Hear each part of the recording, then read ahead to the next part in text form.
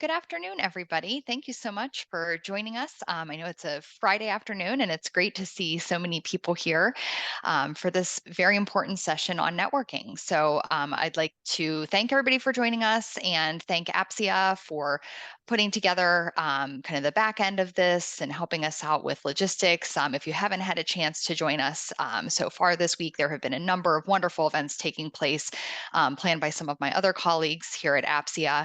And I know some of those have been recorded and posted, so you can always follow up to see if you are able to view any of those. And today's session is being recorded as well. So so please feel free to let us know if you need anything throughout the session. You can always use the chat box for that if you have any questions throughout. And so with that, I am going to introduce our guest speaker for today, Besa Kabashi, who is a GISPIA grad. We are very proud to call her an alum of our program here, and I'm really excited to hear what she has to say. She has an amazing background and has spoken at length about a lot of the networking piece that we're going to be covering today, and has just a really, really great story to tell about her personal career as well. So Besa, I know you had kind of the introduction piece as part of your presentation. So with that, I will go ahead and turn it over to you. Well, thank you so much, Amy. It's such an honor to be here with everyone.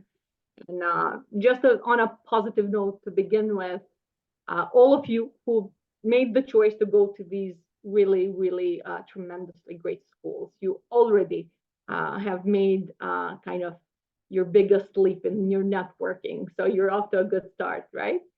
I'm Besa Kabashi Ramaj. Like Amy introduced me, I was in US for quite a few years. I lived there for almost 10 years, did my bachelor's degree in political science and mass communications, and then I went on to the University of Pittsburgh. After insisting for 3 years in a row to get into that school, and there's a great story behind it. But persistence is one of the things that we'll mention down the line during today's discussion. And so I finally made it into the program, and the program was extremely challenging. But had it not been so amazing, and had not the professors at GISPIA been tremendously fascinating, not just as professors, but people who were actually out there in the real world doing the things that they were teaching us, it would have been impossible to finish in time and with the requirements that were required. So that program is still, I consider it stellar, and whoever's there, I wish you luck in what you're doing. I've graduated in 2010, and then I decided to come back to the Republic of Kosovo to serve Kosovo because my graduate studies focused in security and intelligence. I intentionally pursued a kind of career that then I could use to come back and help my very young country consolidate its national security and defense sector. And it has had lots of ups and downs. For every up, there are quite a few downs behind it. And I always tend to share my experience with others and say that we only get to see the successes of our peers, but we never see the scraped knees. So it's very important to know that whatever you aim, it's going to have its challenges, but you have to be persistent. And for the past 12 years, or more than 12 years actually now in Kosovo, I have persisted in trying to just focus in this one area. And life has thrown detours, and I have detoured into the private sector and civil society. And I've been very lucky to understand that those detours only created an added value for my skill sets and helped me see other sides of me that I never knew existed. But throughout these years, I was able to actually be a part and sometimes even lead very important national security and defense processes. I was initially the senior advisor to the Ministry of Defense. I actually started off as a national security and international affairs advisor, and then got promoted within 3 months to senior advisor. And in that time, I was in charge of overseeing the 5 priorities of the Ministry of Defense on behalf of the minister. After a couple of years there, I was appointed by the Prime Minister and the Minister of Defense to coordinate the National Strategic Security Sector Review, the first holistic review in the country, where I'm very proud to say I got to convince my seniors to include a revision of institutions indirectly linked to security, so human security as well. And that was a first for us among countries like Canada and Japan. So that actually laid the path for our whole security sector, specific recommendations that would, create the trajectory for all our security institutions and enable us to transform our security forces into a military, which we now actually have. I've also worked at the Prime Minister's office overseeing the national security and defense portfolio. I've coordinated our national efforts against radicalization and violent extremism, and I was very, very honored to actually coordinate an interministerial group for raising air capabilities for emergency response. So these are some of the things that I like to mention that have happened throughout these years and that have focused primarily on national security and defense. But I've also, had, like I said, my detours where in my journey here, and you can't control your journey, and sometimes, fortunately, you can't control your journey. You get to do these detours, and I veered into the civil society aspects of our country, worked there for a while in human security and transitional justice, and also in the private sector, where I now work as an executive advisor and executive coach and help private companies digitalize and scale and so forth and so on, which kind of comes full circle into my unexpected but very happy experiences with these other areas that have just helped me grow more. And in light of this, besides what I do for a living, which is, I'm now a part of the presidency of the opposition, largest opposition party in the country. I'm part of the shadow government where I lead the National Security and Defense Department. I also do consulting on the side, and I do speaking events, of course, because I love to share not just my experiences, but the knowledge and skills with young, bright peers who are, looking to change the world. So having said that, I just want to get into a little bit into what we're going to do today. And what we're going to do today is just have an open discussion about what networking is. I think the first session will include just going over building your network and foundation and understanding the network landscape in the United States and what that all entails. And then we're going to have a small discussion. And then we're going to go into cultural intelligence and how important that is to build your network and, what does that entail. And then lastly, we're going to have a small discussion before we have any more, last minute questions and answers. And maybe I'll give you a couple of sources, suggestions of things that you can look at before I give you my contacts for you to contact me further. So without further ado, I'd just like to start off with the first part of today's session, and that is building your network foundation. Understanding the U.S. network landscape. And first of all, I would just like to say that I'm assuming a lot of you here come from the international affairs, public affairs area because you're part of APSIA, but you might, have other fields that you're studying. And regardless of that, I think it's very important if you're international students, and I'm assuming most of you today here are international students, it's very important for you to understand what's out there in the United States. But there's so much out there that you need to focus your efforts. While you're studying, you're preoccupied with your studies and keeping your GPA up and doing all these requirements and doing your internship and all these things that you have to excel at in order to finish in time. So meanwhile, you have very little time left to do networking. It's very important to understand, I think, that you can't neglect it for when you have time, because grad school passes really fast, even college passes very fast. Time just flies by, and before you know it, you're there looking for opportunities, but you haven't really built up to it. This is the kind of business that's not done overnight. You have to build up to it, and you have to do it in parallel. even personal growth, you have to do it in parallel. I'm assuming that at this point, most of you, I hope all of you, have chosen a degree that fits your personality. Some of you are introverts, some of you are extroverts, some of you are a little bit of both. Some of you, prefer to communicate digitally. Some of you prefer in person.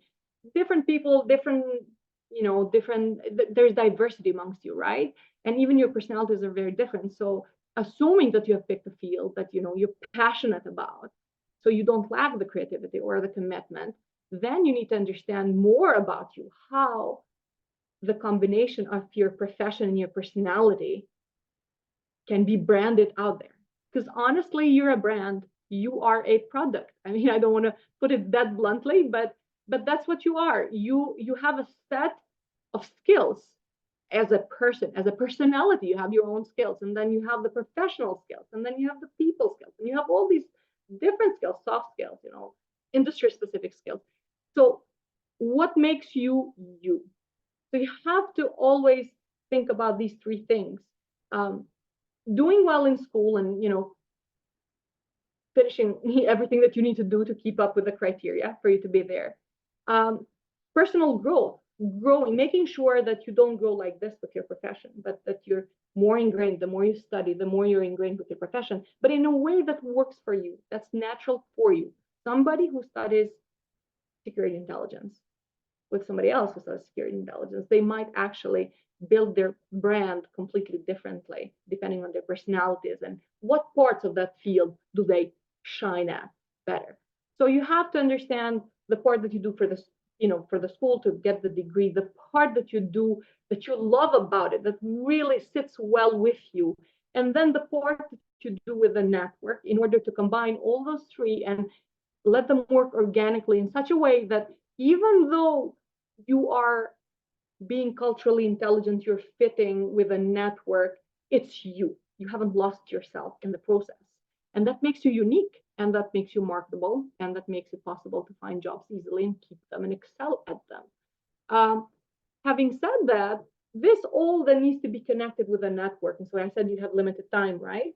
So the time that you have in parallel, just plan your time. Plan your time. And I imagine all of you know how to manage your time well, otherwise you wouldn't be in grad school. But plan your time, a little bit of time every day where you're doing something for your future self in 2 to 5 years.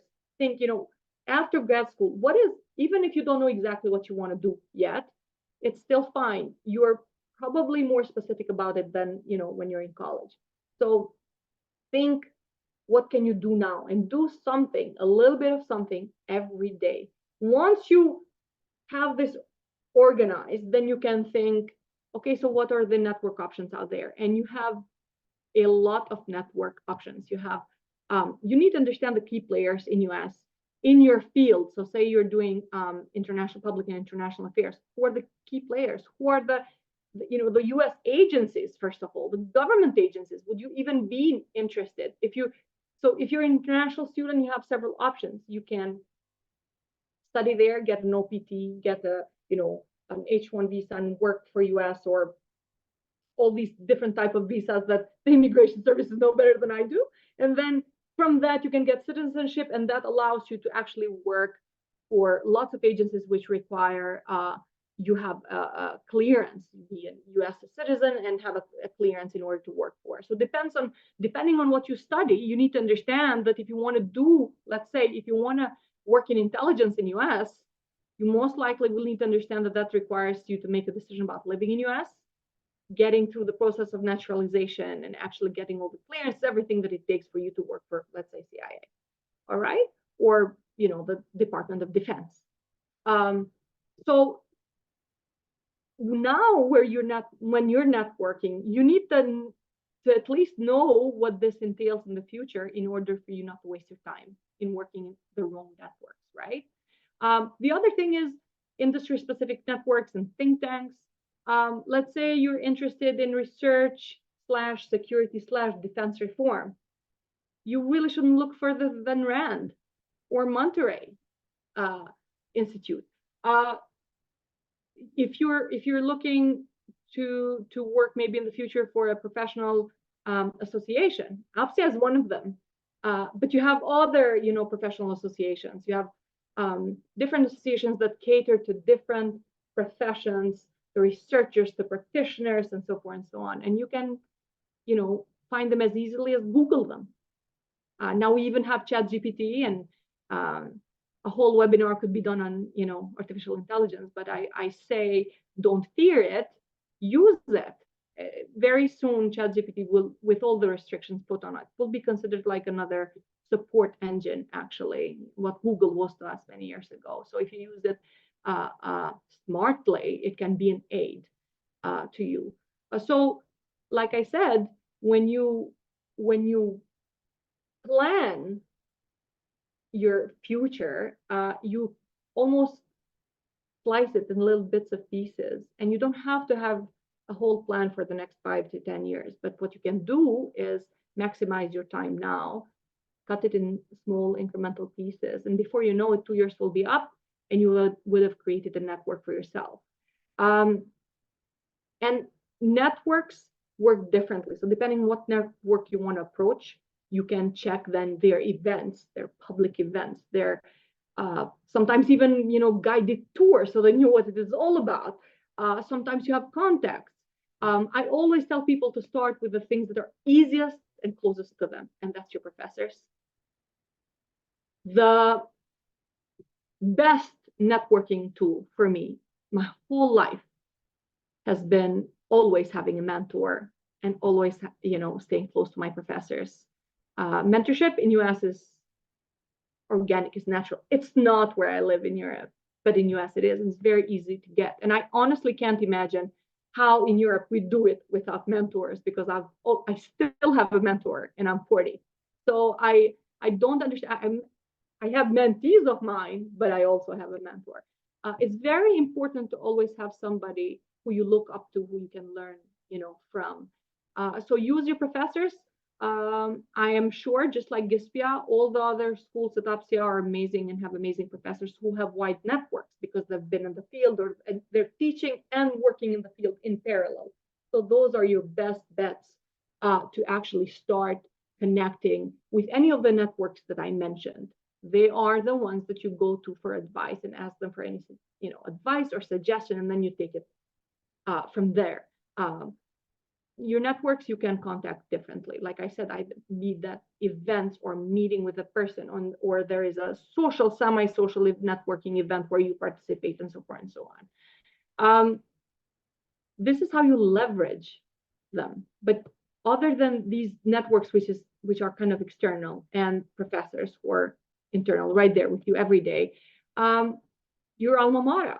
If you're a grad student, don't think that your alma mater from your college years is useless to you. That's so not true. To this day, I'm extremely connected, and a lot of my peers are extremely connected to both their grad school and the college where they got their BA. My experience since coming back to Kosovo has also been that one of the biggest links I have with US is it's my connection with my alma mater at Pitt.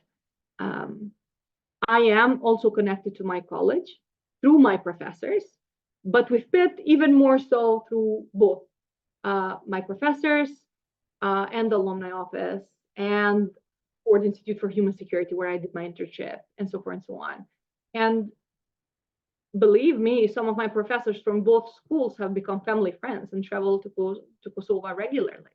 So, this is bigger. Your networking is bigger than just finding a job. It's making these lifelong connections with people that add value to your life as a whole, not just your career. I'll get to the next one, which is more technical and actually has more to do with, the digital developments and technology, and that is the online platforms and social media. There's a wide range of online tools and social media channels that you can use, and each one of them has their own target group, target audience, and Each one of them is used for something different. You know that social media, different age groups look at Facebook, Instagram, TikTok now, which frankly, even though I consider myself young, I am kind of dumbfounded as to how to use TikTok. So I have to have younger generations within the political structures where I work help me with that part if I want to promote, let's say, political content, from where I stand to masses. But for you, I think it's important to understand that you probably need to stick to online platforms that are professional for all intents and purposes. And there are different kinds for different purposes. There are different online professional platforms that are used, for example, for different professions that are used in different regions. Like Zing is very famous in Germany, professional network like LinkedIn.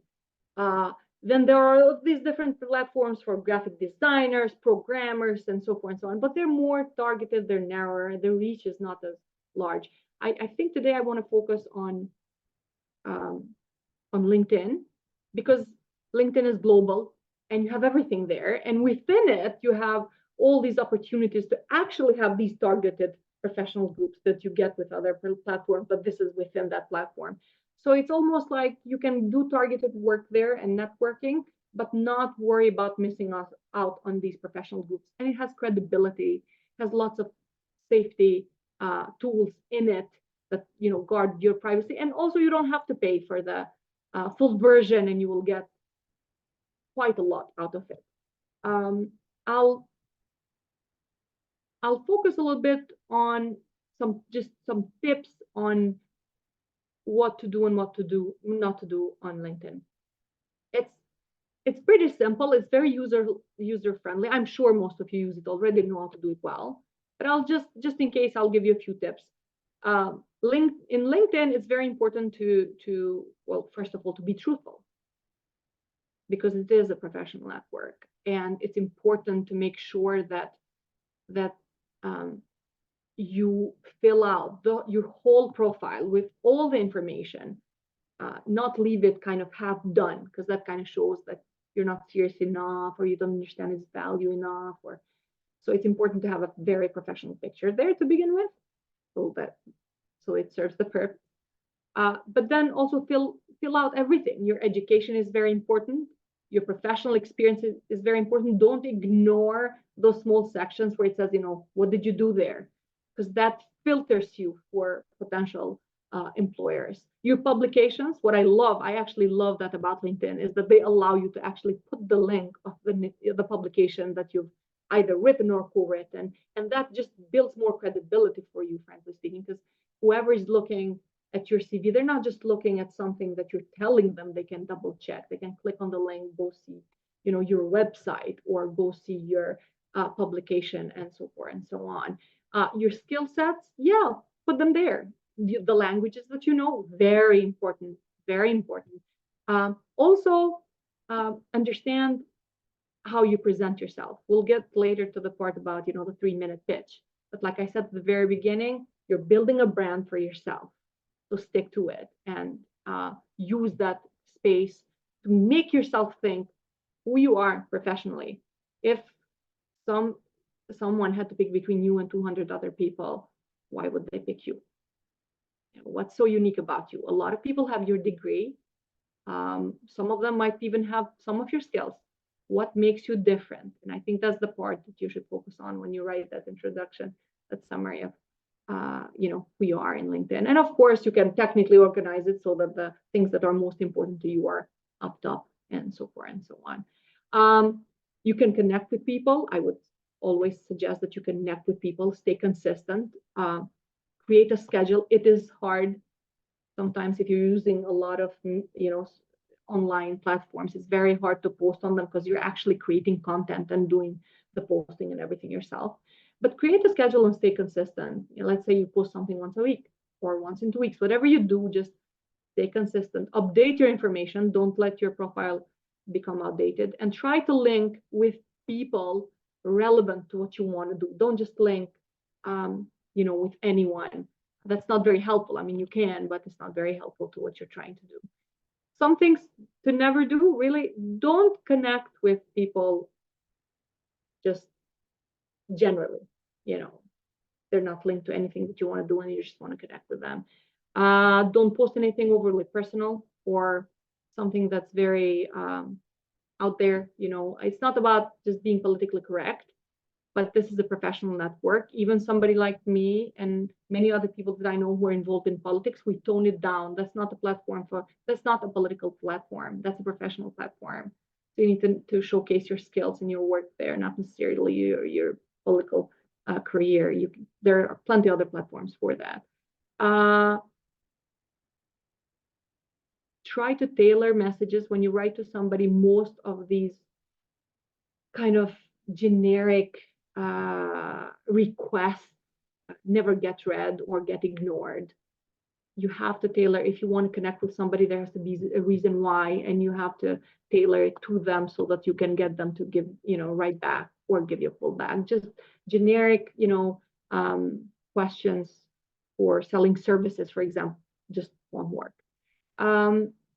Having said that, I'll open it up for a little bit of discussion. I would actually invite you for a few minutes to share your experiences in networking, maybe ask a couple of questions before we move on to discussing cultural intelligence and all the interesting things that come with it.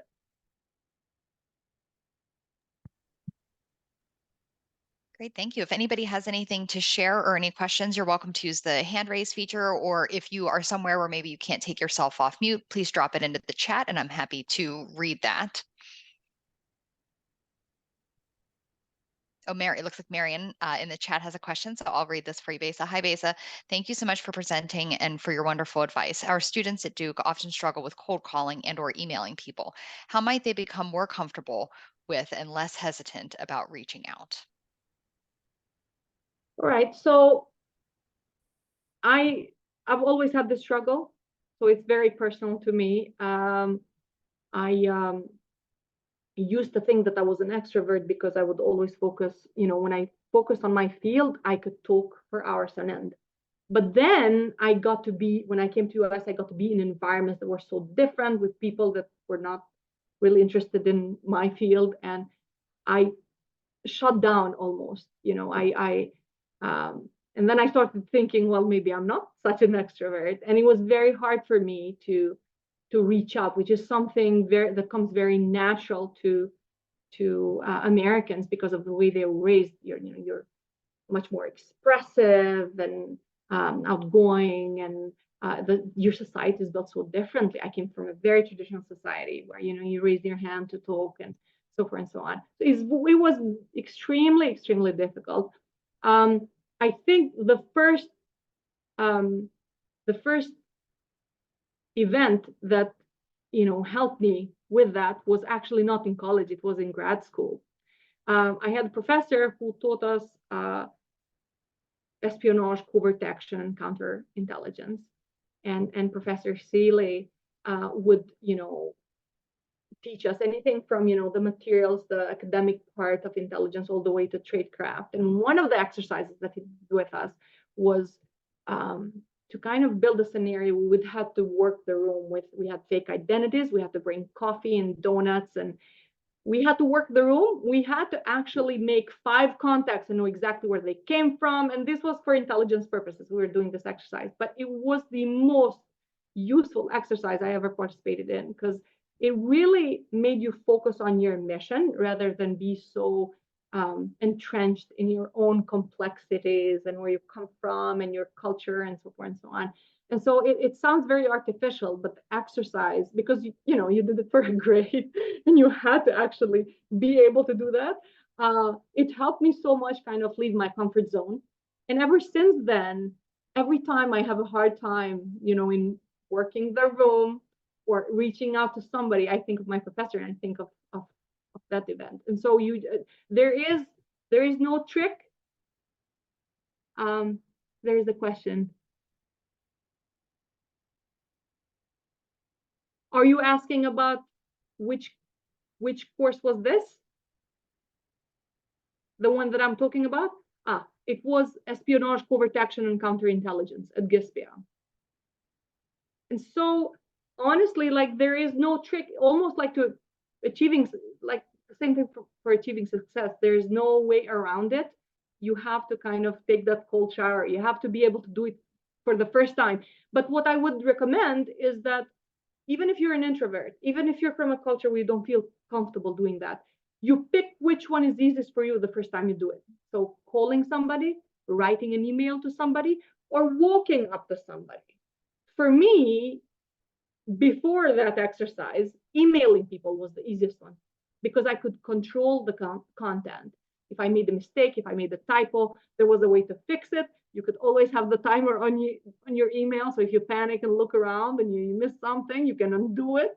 So there are all these little tricks that you can use. And you start from leaving your comfort zone just a little bit, not all together. And then you work your way up, calling somebody on the phone is the hardest one for me. Honestly, to this day, I've never gotten used to that. I don't think I would be a good salesperson, telemarketer. But emails and events, I've learned to do. I've learned to do that very well. And so I would suggest students to look at different ways that they can do outreach and try to be great at one, try to be good at the second one, and leave a third option for when you have, the first two options are not available. But don't be too hard on yourself and think you have to be brilliant at all of them, because it's not natural to actually be brilliant at all of them unless you're a salesperson. So I'm not sure if I answered the question, but yes. Any other questions or comments or sharing experiences?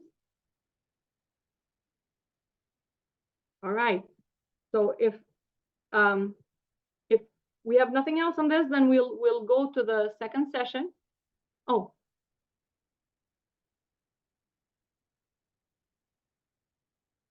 Do you put in your request at the first email, or do you wait till the second or third email before asking for job reference? Oh, it depends. So you're contacting somebody and you're interested to know, what job opportunities exist there. It depends. If you don't know the person at all, you never ask.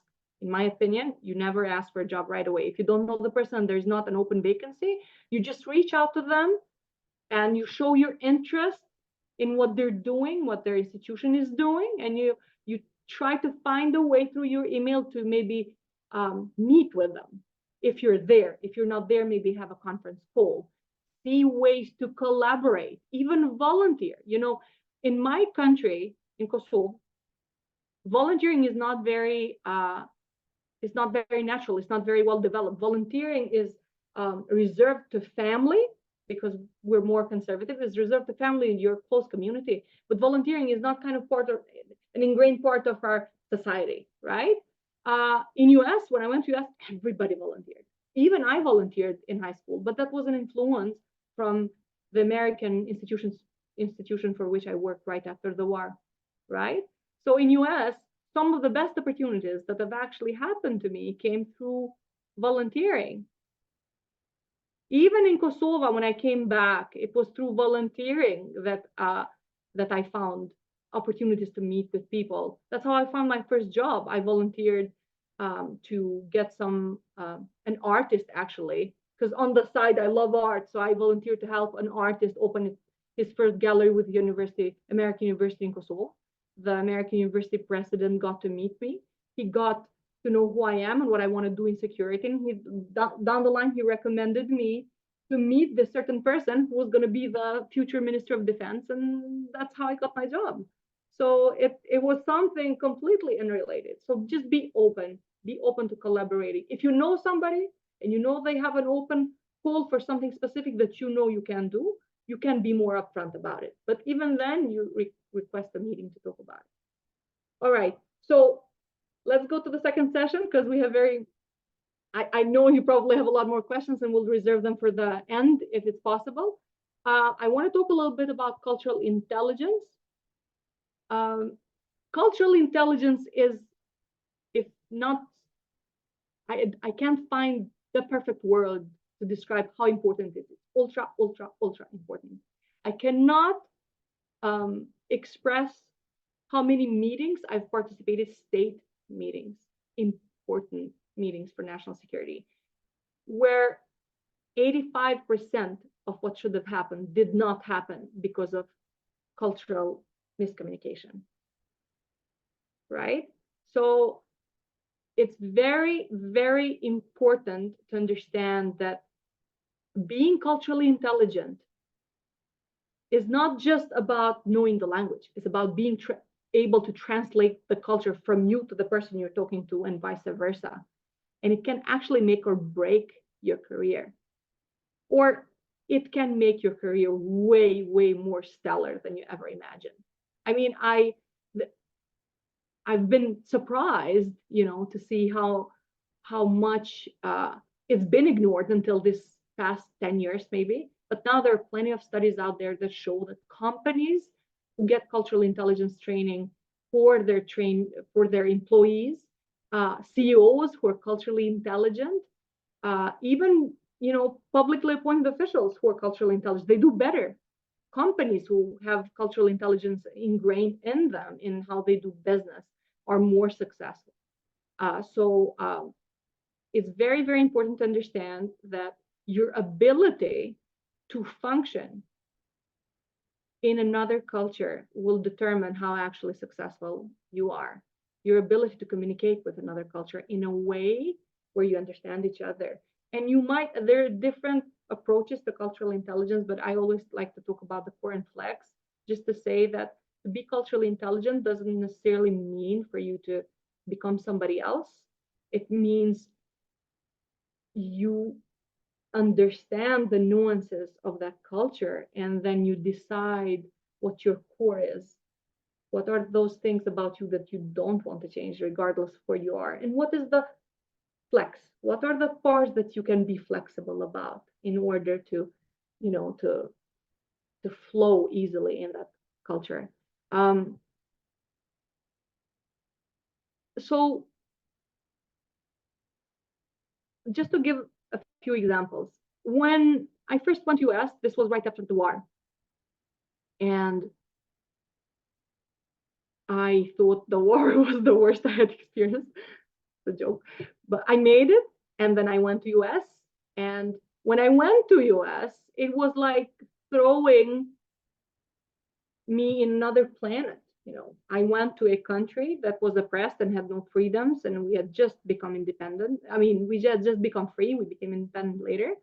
But I went from a country that was struggling to survive to a country that was a superpower, that was super developed. And I didn't know anything about the United States. So it was almost like another war to survive, right?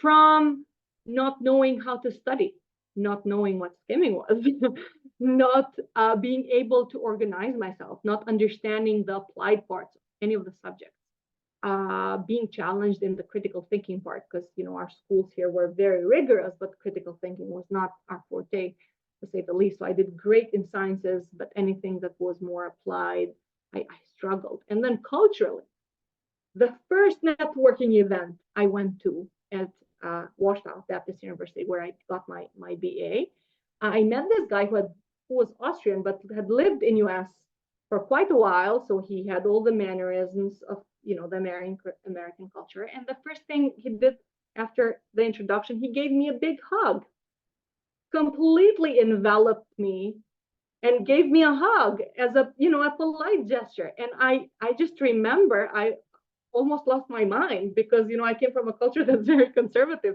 We don't do very much physical touching. We did not. Now we do, because now we were more open and we transitioned. But back then that was a no-no for me. So what a shocker. Or things like somebody asks you how you're doing, and then you start telling them a story, because where I come from, when somebody asks how you're doing, you actually tell them how you're doing. It took me a while to learn all these facts about American culture, but more than that, I had to learn to read the room, to do active listening. I had to learn to read the body language. It was impossible to survive in US if I was only going to try to read facts about American culture, because it doesn't work that way. If you say all Americans do this, that's a fallacy. You have to be able to read the room. So it's more innate, it's more organic. You have to make it natural. You have to be able to listen well. You have to read the room everywhere you go. You have to understand what is happening. You have to be able to read the body language of the person that you're talking to, their the tone of their voice. If their tone of the voice is very happy-go-lucky, and then you see that you're getting that reaction, you keep up with that. But if you see that the voice is more monotone, less interested, you keep your tone to that level as well, because that's kind of reciprocating what is going on in that interaction. So you're not getting, you're not reading it wrong. You're not reading the message wrong. And it will take some time, but these are cultural nuances that you need to understand, and you need to develop skills to effectively respond to them. There is also training, for some people it's very natural, for some it's more difficult. But I assume all of you who have decided to study in the US, it's not because you're not the international, pro, not the not interested people to travel abroad. So you probably have more natural skills to do this than somebody who doesn't want to travel. So I'll have faith that you'll develop this naturally. But there are also all sorts of faiths out there. There is online literature and there are online trainings, and I'll mention at the end again. But there is the CQ Center in Grand Rapids, Michigan, and David Livermore is kind of an authority on, not kind of an authority on cultural intelligence. So his center provides really amazing training in cultural intelligence, and I think they give discounts for students. So in case anybody's interested, you can check that one out. Networking and etiquette. So this is my favorite part, because it is superficial, but it's actually not superficial. And we sometimes make the mistake to think that the sport of networking is superficial and is just for some people. Not everybody can do it. And I think everybody can do it. So in the beginning, we discussed different networks, right? And different, industry specific, national agencies, foundations, and so forth and so on. Networking events are super important because they give you the possibilities that online, interactions, even video interactions like this, or emails, or anything else, or phone calls, do not ever give you. They give you this benefit of that human-to-human interaction, that chemistry, where two people can professionally click in such a way that you will never be able to see, that in an email. It's very, very important to understand how important networking events are.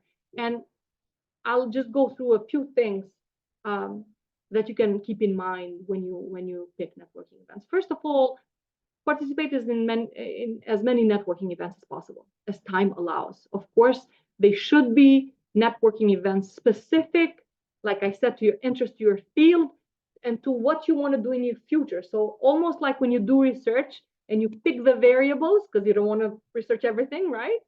Pick your variables, something that's in my field. Within my field, is there something I love about it? That's another variable. And what do I want to do in the future? I'm not really sure. Well, what is the thing that I'm closest to being sure of? Okay, this. Pick 3 variables, and then based on those variables, filter the networks, filter the network categories, filter the networking events, and make a schedule. Make a schedule of all the networking events that you're going to attend this year. For every networking event, don't just show up. First of all, find out who the people organizing it are, what are their backgrounds, what do they like, not like. You can find all these things through social media to kind of find out what are they passionate about, what are they focusing in, regardless of how professional organizations are. People who lead them give them their own flavor. So it's very important to understand the leadership of an organization if you're trying to approach them. The personalities of those people as much as you can find out. What the research, what was their career focusing on, or their research, or what did they publish on, so forth and so on. And these are also great conversation starters for when you go to the network. So kind of like do a little bio on the people that you want to meet at that network. Make it a point to actually meet them and say hi and tell them who you are. get ready for the networking event. Pay attention to how you look. Yes, you have to be presentable. You have to look professional at a networking event. And you have to understand the cross-cultural aspects of it. Professional in DC might look different from professional in San Francisco, from professional in Arkansas, from professional in Milan, from professional in Germany, or in India, or in Japan. Even the dress codes and everything is very different in different cultures. So try to familiarize yourself with what professional in US is. Usually, unless it's a black tie event, usually, business casual works. But also, like, it depends how the event is organized. Sometimes you might have to dress business altogether, and sometimes the event might be an outside event and you have to dress accordingly, right? So be presentable, be confident, always be confident, and be yourself. Like I said, remember the cornflakes. Of course, you have to be aware where you're going, who you're interacting with, how to approach them, but you have to be yourself in order to be unique, in order to stand out. And last but not least, you have to stand out. So you might have to practice this a few times, especially if you're an introvert. But you have to learn how to work the room. If you go to an event and you went in and you went out and you weren't noticed, then you really, you didn't do what you went there to do, right? So you have to be noticed, and you have to be noticed by the right people. But this is not an excuse to be extra hard on yourself. Like I said, it takes practice, it takes years, but you have plenty of time. You're still young. You're studying now. Like I said, if you plan this incrementally, you can do it. So you have to work the room. You have to learn how to work the room. You have to learn how to stand out. You have to be confident. You should be confident. And confident doesn't mean to be very showy and overdressed and overly confident, and that doesn't help actually. I want to bring up that issue. I've interviewed a lot of people in my lifetime, and the most heartbreaking experiences were meeting very young people who were not confident, but their confidence surpassed their skills, and it was an obvious hindrance to job negotiation. So you have to know yourself. You have to build a balance between being confident, but also being humble. That's also very, very valued from professional circles. You have to be confident, but humble. Having said this, I would like to once again open the floor to anyone who wants to share either funny or serious cultural intelligence experiences or ask questions before I share with you a couple of last minute comments on some success stories and maybe the context and takeaways.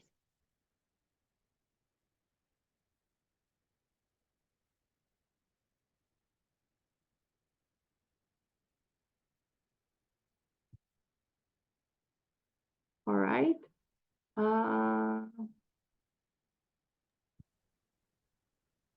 I think one of the questions is for you, Amy, about this recording being shared. Yes, yes. Oh, So this is being recorded. And then I believe for any students that are on this call, APSIA will share it out with your individual school representative. So this recording should be available for anybody who maybe missed the beginning, or if you had to jump off at any point, you'll be able to go back and see this.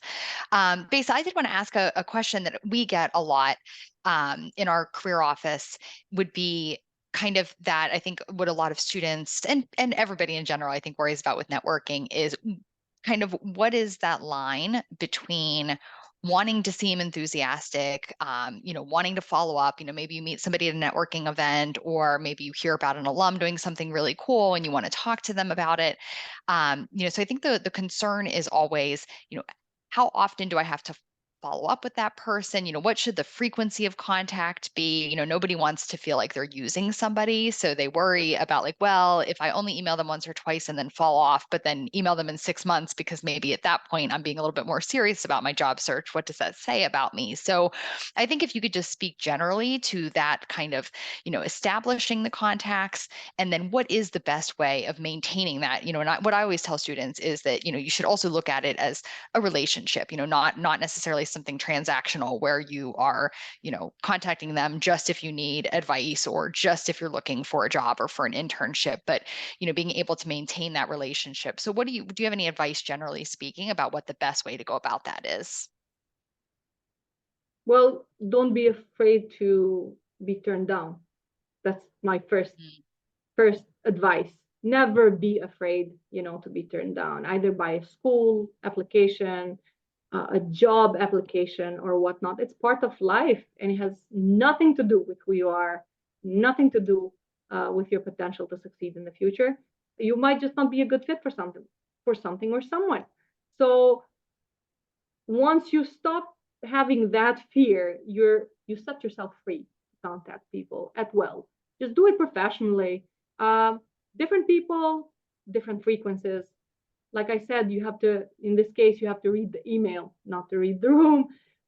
You always you reach out very politely, like I described before. You tell people just a little bit about yourself, and that you're interested to know more about what they're doing. You've read it somewhere, you've seen it somewhere, somebody has told you they're doing something that you're studying or are interested in, and you're interested to know, more about it, or you're interested to meet them, or whatever the case is. Just open the conversation. Your first email should just open the conversation. Once you get the reply, it tells you a lot. Then it's like, it allows you to narrow it down.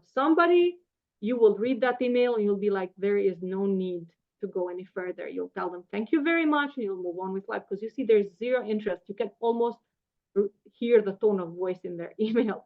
Somebody will sound excited in the email and either suggest that you meet or kind of create an environment where you will feel comfortable. Listen to your gut. I know that's not scientific, but once you read the email, you'll be like, oh, this is somebody I feel comfortable, asking to meet. Then you meet, and then you read that meeting. You look at the meeting and how the person treats you, how they interact.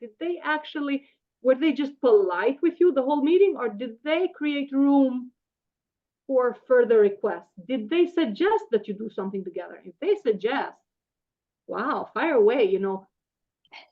If they suggest something, you make sure that you understand exactly what they're suggesting. You ask them, so what do you suggest that how do we take this further? You create a deadline. Maybe you discuss with them that in 2 weeks, either that person will send you some material or you send them some material, and then in 2 weeks you do exactly that. And then from that to the next and to the next and to the next. So you try to create a relationship where you're talking to each other freely and coordinating with each other. If there is some other situation where it's the in-between, they're interested, but there's not something in the near sight, you check back with them. And it depends what they are. If it's a school, let's say you want to adjunct somewhere, you want to teach somewhere. Once the semester is in, the plans are 1 year ahead, right? It doesn't make any sense to write to them every month, right? You write at the end of the semester, because then you're either can be planned in something for spring or it's the next year, right? If it's an institute that works with projects, you can write to them way more often, because there are so many little projects that are happening here and there.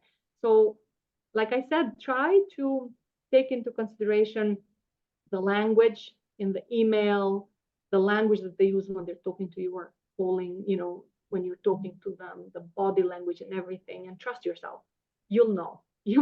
And you can read more about cultural intelligence. I think it'll help you read more, be able to read the room and read people better.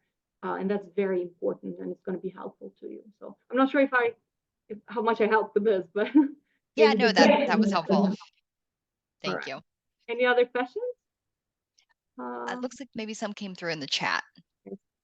What advice would you give to mid-senior level professionals, international students with 5+ or more years of experience who are making a transition into the environment job market?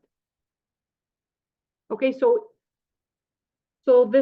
this means you're a student, right? You've done probably some work because you're saying you're a mid-senior, and you're studying in US. So it means you have some experience behind you, and you're getting a graduate degree. So you're probably more narrowed down in exactly what you want to do.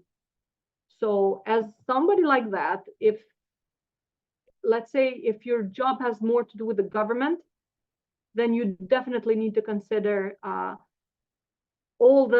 logistical steps that allow you to apply for a job with the US government or US agencies, right? If it's the private sector, also you need to consider that first, because you want to live in US, you want to transition to US.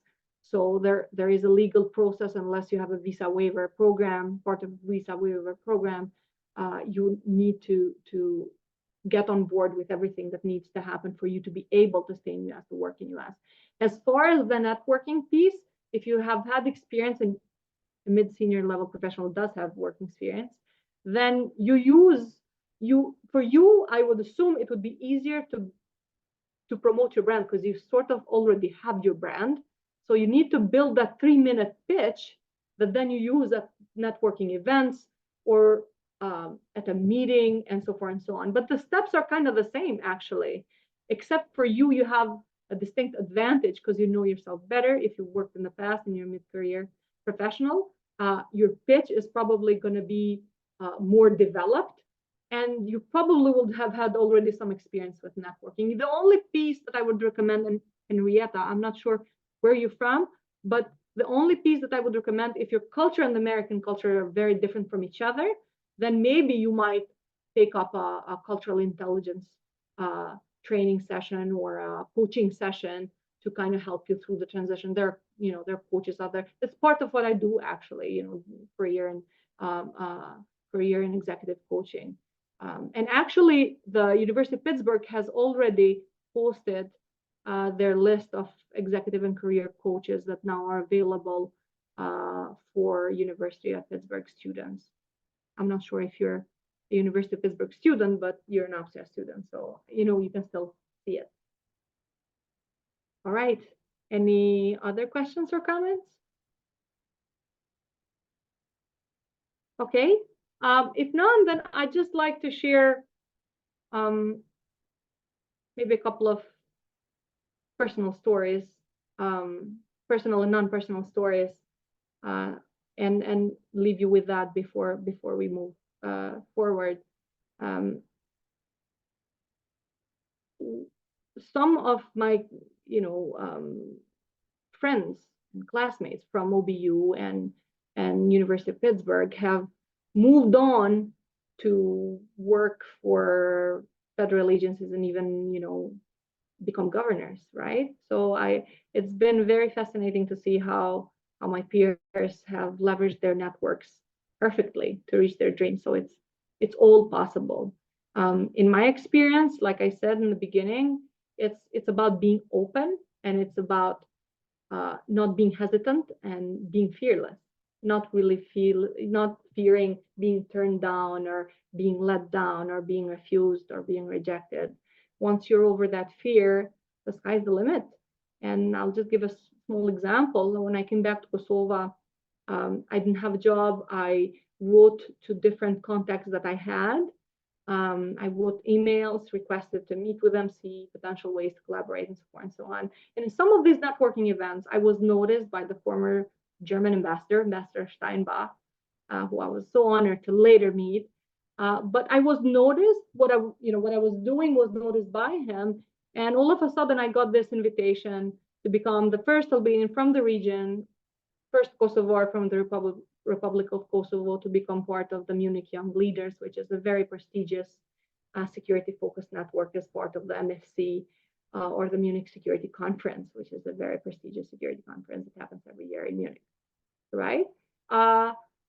It was a shocker because I thought I was not working towards that. That's something I wasn't even working towards. I was just working towards doing work in security, right? But all these different opportunities came along. And I think if I left you with one piece of advice, is that focusing on your field, not giving up despite the challenges, and being persistent are the ultimate, change makers. Being persistent will make a difference between succeeding and not succeeding. Sometimes there are brilliant people out there who are great at what they do, but they lose heart at some point. And that is, the number one cause of them not reaching their dreams, not necessarily because it didn't work. Because as long as you're alive and trying, there's always a chance that you will get there, right? And I don't know what your dreams are, and I don't know what your career goals are, but all I'm saying is that you have to be persistent. And this is coming from somebody from a country where we're faced with many, many, many challenges, many challenges. So US, and that is the place where you intend to build your careers, I see, has lots of opportunities. And if you stick to these bits and pieces of advice that I give you today, I'm sure that you're gonna do well. Before we leave for today, I just want to say again that it's very important for you to not procrastinate when it comes to networking. And just remember to make sure that while you work in your studies, you work in yourself, your personal growth, your professional growth, and you develop kind of an organizational plan for yourself where you set aside time for networking, because it will give you a return at the end. Before we leave, unless somebody has any other questions, I'd just like to express my gratitude to everybody for participating today. I hope you found this helpful. I will actually share with you here in the chat box, and then Amy can also share with anybody who wants to contact me. I will share my contacts, my website, my email, and actually the alumni link to I'm just one of them, but there are other career and executive coaches that can be very helpful, especially if you're transitioning or you want to develop your career and you want an experienced bouncing board to use. So I'll leave them there for you, and feel free also to contact me at any point via email or LinkedIn if you need extra resources or you want to ask a question that you forgot to ask today. I would also leave you with a recommendation to check out the Cultural Intelligence Center.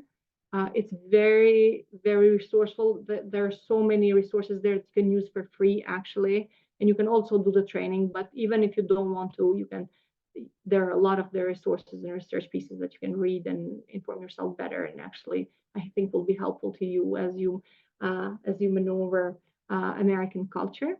And the other one is a personal favorite. And this is a book that I came across, accidentally, actually, by chance, and came to love. It's called The Back of a Napkin: Solving Problems and Selling Ideas with Pictures. This is a very, very interesting book. It actually teaches you. Can you guys see me? Sorry, I got disconnected for a second. You're good. Amy? We can see you. Yeah, you're good. All right, good. I think something is wrong on my side, but as long as you guys are good. All right, I can see you now as well. So that book is very helpful. What it did for me is, as an overthinker, it helped me be able to organize my thoughts. That book can help you also sell a product, create a brand, basically solve problems. But it helped me be able to start. When I got all cluttered in my mind and I got all panicky about how do I do this, how do I approach this, how do I network, how anything really in your personal development, even though this is for a different field, you can apply the same rules, and it'll help you grab a pen and a white piece of paper and just jot things down and kind of draw a graph or a trajectory and start putting things on there that are supposed to help you develop professionally. So it teaches you how to think more simply, I think. So I hope you find it useful in your professional journey. Other than that, let me just I'll just post the links here. And all right, that's for everyone to see. Well, I think I did that all at once. So I'll do it separately so that it's not jumbled up. So this is the alumni list of coaches. this is the website, my website, and you have my contacts on my website. And this is my email, and I'll post the book now as well. This is, let me see. Okay, where's the book? All right. This is the book. And I'll also put here the link to the Cultural Intelligence Center for anybody who's interested to see what they have to say about it and all their tools that they provide. So these are just a few sources, and feel free to contact me. Thanks again. It's been a pleasure. Unless you have any questions. This was wonderful. Thank you so much for sharing all of your insights and your personal experience. And again, students and staff and everybody, thank you for joining us. We really appreciate it. And I hope everybody has a great weekend. Thank you. Thank you. Take care. Oh, and students, if you have a quick second to answer the poll that just popped up on your screen, that would be helpful. Thank you so much. Thank you all. Take care. Bye.